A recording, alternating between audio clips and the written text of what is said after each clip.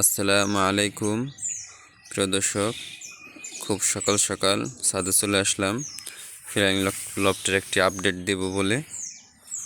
তবে প্রতিদিনের মতো আজকেও ছাদে পানি, কারণ রাতে বৃষ্টি হয়েছে।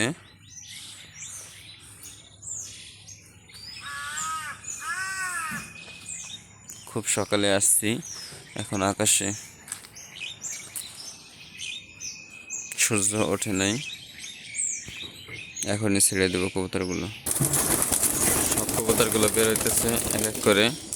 আয় আয় আয়,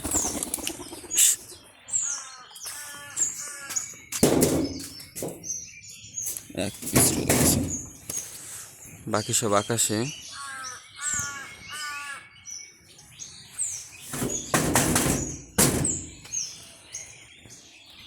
প্রিয় দর্শক, কবুতরগুলো এই যে উঠতেছে অনেক উপরে।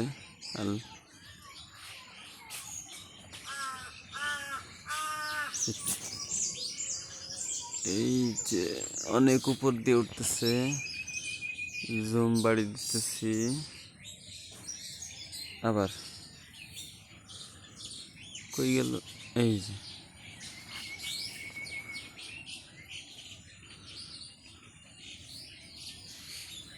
প্রিয় দর্শক, ভালো করে দেখাইতে পারতেছি না, একটু চেষ্টা করি অন্য কোনোভাবে দেখানোর জন্য।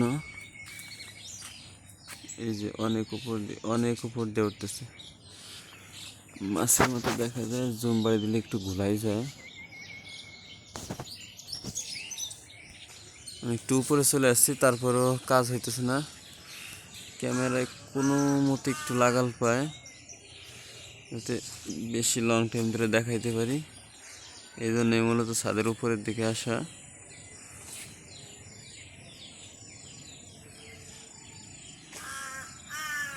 এত দূরে ক্যামেরা জুম বাড়ি সব শেষ, 10 জুম বাড়ি হয়ে গেছে।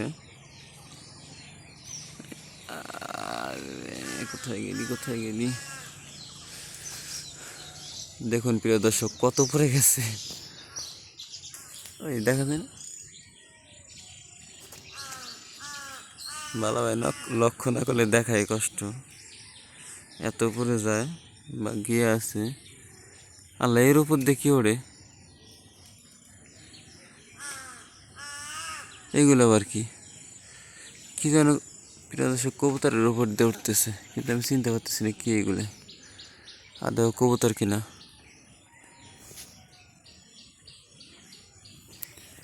কই আল্লাহ,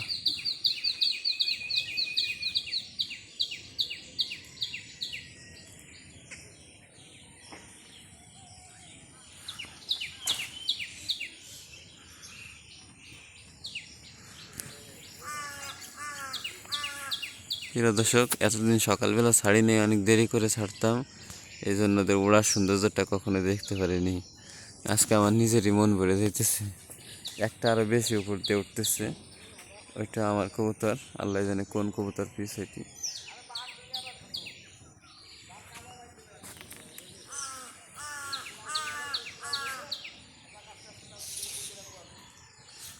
প্রিয় দর্শক, নিচ দিয়ে একটা বোয়া করতেছে, কত নিচ দিয়ে। কবুতরগুলো কত উপর দিয়ে।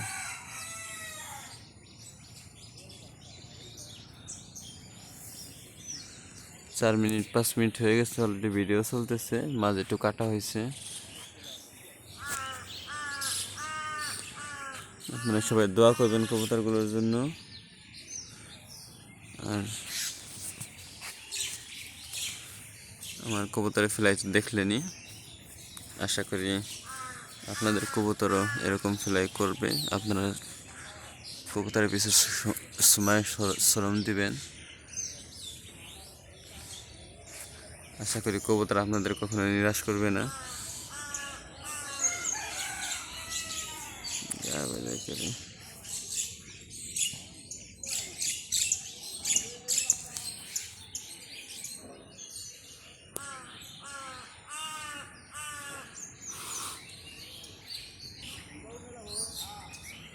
প্রিয় দর্শক, এত সময় দেখানো সম্ভব না, মাথা ঘুরাইতেছে।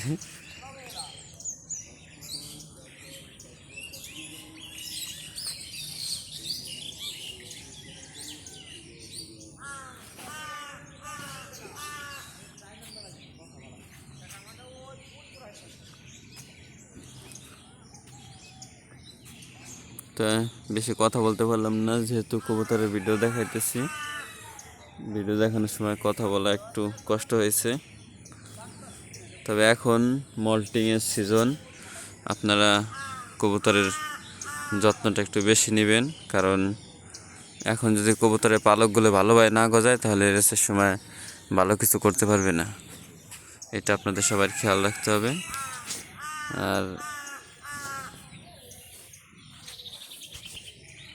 এই সিজনটা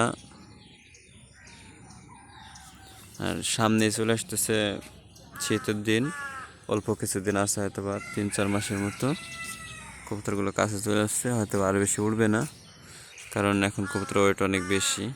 যেহেতু ফিলাইংয়ের কোনো খাবার ওদেরকে দেওয়া হয় না, এখনও বাড়ি খাবারগুলো দেওয়া হইতেছে। তো আপনারা কবুতরকে একটু ভালো খাবার দিবেন, যাতে কবুতরের মল্টিংগুলো সুন্দর হয়, কবুতরের পালকগুলো ভালো গজায়। আর গোসলটা ঘন ঘন দেওয়ার চেষ্টা করবেন। আমি বৃষ্টিতে গোসল করাই, কিন্তু এটা আমি কখনোই সাজেস্ট করব না, কারণ আল্লাহ ভালো জানে কার কবুতর কেমন, হয়তো বা ঠান্ডাও লাগিয়ে যেতে পারে। তবে আমি বৃষ্টিতে গোসল করাই বা বৃষ্টির মধ্যে সাইডে রাখি, বা রোদ উঠলে বাইরে সাইডে রাখি, এতে আমার তেমন কোনো ক্ষতি হয় না। না, আপনাদের কবুতর যদি তেমন হয় যে বৃষ্টিতে ছাড়লে সমস্যা হয় না, তাহলে বৃষ্টিতে গোসল করাবেন। বৃষ্টির পানিটা কিন্তু একটু বেশি অ্যাসিড জাতীয়, এই জন্য পালকের হালকা আসতে পারে। তবে যেহেতু ন্যাচারালি বৃষ্টি, এই জন্য সিজনাল বৃষ্টি, এই জন্য আমি বৃষ্টিতে গোসল করাই। তবে আবার ভিতরেও মাঝে মাঝে পানি দেই।